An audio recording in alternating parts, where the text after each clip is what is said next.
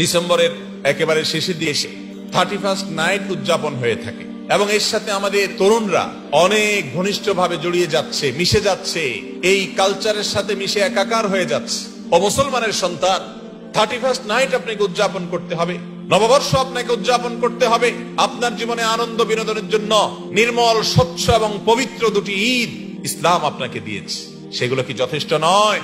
যত উৎসব আছে, মানুষ নিজের প্রবৃত্তির পূজা করে যেগুলো করে, এই সমস্ত উৎসবের পেছনে ভোগ আছে, কোনো ত্যাগ নেই, সেগুলোতে কোনো নির্মলতা নেই, সেগুলোতে কোনো পবিত্র আনন্দ নেই। এই জন্য দেখবেন 31st নাইটের আনন্দে মানুষ মাদকে আসক্ত হয়ে মদ খেয়ে বুধ হয়ে পড়ে, আল্লাহর দেয়া নেয়ামত আকল বিবেক এটাকে নষ্ট করে, পাপাচারের পথে পা বাড়ায়। এখানে কোনো সামাজিক মূল্যবোধ বলতে কিছু থাকে না, গরিব দুঃখীকে দান করার বিষয় থাকে না, শুধু ভোগ করো, ভোগ করো, ভোগ করো। যত নববর্ষ আছে সব নববর্ষ মানে তুমি ভোগ করো, এখানে ত্যাগের কোনো শিক্ষা নাই। আর ইসলাম আমাদেরকে এমন এক আনন্দ দিয়েছে যে তুমি আনন্দ করবা ঈদ উল ফিতরে, আগে গরিবের ঘরে খানা পৌঁছাও, গরিবের মুখে হাসি ফোটাও, এরপরে তুমি মসজিদে ঈদগাহে গিয়ে তুমি হাসো, মানুষের মুখে আগে হাসি ফোটাও। ঈদ উল আজহা এসেছে, কোরবানির গোশত গরিব দুঃখীকে দাও, আত্মীয় স্বজনকে দাও, তুমি খাও। তাহলে ইসলাম যে উৎসব দিয়েছে সেই উৎসবটা সমাজের মানুষের জন্য অধিক উপযোগী না মানুষের বানানো এই সমস্ত উৎসব যেগুলা মুক্ত মনারা তথাকথিত তারা যেগুলার আবিষ্কার করে, যেগুলার মার্কেটিং করে, সেগুলা এই সমাজের জন্য অধিকতর উপযোগী বলার অপেক্ষা রাখে না। নববর্ষ বা বছরের নতুন দিনটাকে বিশেষভাবে উদযাপন করে আনন্দ ফুর্তি করে কাটানো, এটা অগ্নি পূজকদের কাজ। তারা নাইরোজ পালন করত। নাই ফার্সিতে মানে নতুন, রোজ মানে দিন, নাইরোজ মানে হলো নতুন দিন, তার মানে বছরের প্রথম দিন, এটা তারা পূজা করত।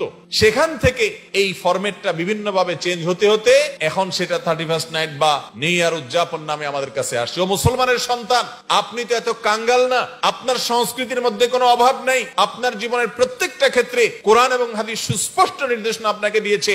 আপনি অন্য কারোর কালচার যদি ধার করে আনতে হয় তাহলে মনে রাখতে হবে আপনি কেমন যেন আপনি সমুদ্রে পড়ে থেকে পানি পানি করে চিৎকার করছেন। আপনার চাইতে সমৃদ্ধ আর কেউ নেই, আপনাকে আল্লাহ তাআলা সবচেয়ে সমৃদ্ধ করেছেন। অতএব এই সমস্ত নষ্ট কালচারের পথে পা বাড়াবেন না, এগুলো কখনো সুখ দেয় না। যারা এই সমস্ত ভোগের পেছনে পড়ে থাকে তাদের সেই ভোগটা নোংরা ভোগ থাকে, পরিচ্ছন্নতা নির্মলতা থাকে না। আপনি খেয়াল করেন ঈদ উল আজহাতে, ঈদ উল ফিতরে যে আনন্দটা আমরা করি, কিচ্ছু না করেন ঈদগাহে যান, ঈদের নামাজ পড়ে বাসায় ফিরেন, যে নির্মলতা, যে স্বচ্ছতা, যে সুন্দর পবিত্র আনন্দের অনুভব আমরা করি, সেটা কখনো এই সমস্ত ভোগের, এই সমস্ত কাফির এবং মুশরিকদের শেখানো তথাকথিত দিবস পালনের পেছনে থাকে না। মানুষের পয়সা কড়ি বাড়তেছে, দিন দিন মানুষ সুখে শান্তি থাকতেছে, এগুলো খরচ করার জায়গা খুঁজে পায় না, তো যাই এই সমস্ত দিবস উদযাপন করে, ফুর্তি ফার্তা করে। মুসলমানের ফুর্তির জন্যও আল্লাহ তাআলা নীতিমালা বলে দিয়েছেন না, দেন নাই? মা আতাকুমুর রাসূলু ফাখুযুহু ওয়া মা নাহাকুম আনহু ফান্তাহু। আগে আয়াত শুনিয়ে দিয়েছি, আমাদের আদর্শ আমাদের রাসূল সাল্লাল্লাহু আলাইহি ওয়াসাল্লাম, তিনি আমাদের অভিভাবক, তিনি আমাদের গাইড, তিনি আমাদের হেদায়েতকারী, জান্নাতের পথ দেখিয়ে গেছেন। অন্য কোন পথে আমাদের কল্যাণ নাই। অশ্লীলতার বিস্তার যারা করতে চায়, সমাজকে যারা নষ্টের দিকে নিতে চায়, এদের কারণে আজ বিবাহ বিচ্ছেদের হার তরতর করে বাড়তেছে, এদের কারণে আজ সন্তানরা বাবা মার অবাধ্য হচ্ছে, এদের কারণে আজ অসামাজিক কার্যকলাপ হচ্ছে, এদের কারণে আজ কথায় কথায় যখন তখন আমরা শুনি পত্র পত্রিকায় যে নারী নির্যাতনের শিকার হয়েছে, পাশবিক নির্যাতনের শিকার হয়েছে। বিবাহ বহির্ভূত হারাম সম্পর্ক, এটা সমাজে যত বেশি থাকবে সমাজ তত অস্থিতিশীল হবে, তত খুন খারাপি হবে, তত মাদকের কারবারি হবে, তত সমাজ নষ্ট যাবে, উচ্ছন্নে যাবে, আত্মহত্যা বাড়বে, পরিবারের বন্ধনের বাইরে চলে যাবে, বাইন্ডিংস গুলো আর পারিবারিক থাকবে না, মুরব্বীদের প্রতি শ্রদ্ধাবোধ থাকবে না। মুক্তির একমাত্র পথ হলো কোরআন এবং হাদিসের ছাঁচে ওঠা, এছাড়া মুক্তির কোনো পথ খোলা নাই। আল্লাহ রাব্বুল আলামিন মুসলমানকে এত সমৃদ্ধ করেছেন, মুসলমানের জীবন বিধান দিয়েছেন কে? স্বয়ং সৃষ্টিকর্তা আল্লাহ রাব্বুল আলামিন।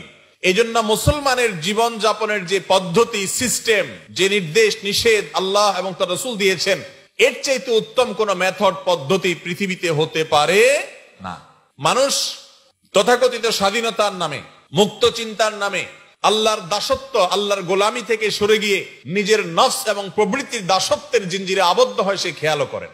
যারা নিজেদেরকে মুক্ত মনা দাবি করে তারা মনে করে আমরা মুসলমান, আমরা আল্লাহর দাস, আমরা আল্লাহ আল্লাহ রাসূলের কথার বাইরে চলতে রাজি না, তার মানে আমরা মুক্ত মনা না, আমাদের মনটা আবদ্ধ। তারা মুক্ত মনা।